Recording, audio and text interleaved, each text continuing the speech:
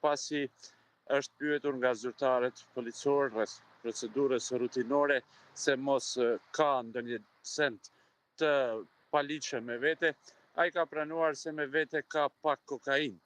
Ai më pas ka dorëzuar një qese me 4 gram kokainë dhe i ka thënë zyrtarëve policor se ato i ka blerë nga një person i panjohur në shumë 300 euro.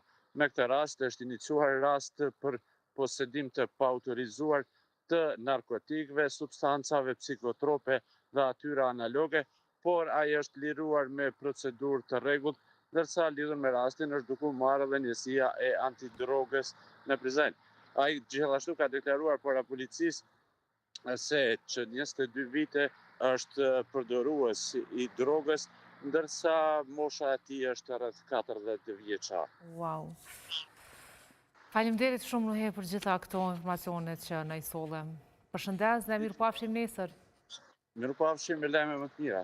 Shpresojmë, ashtu shpresojmë.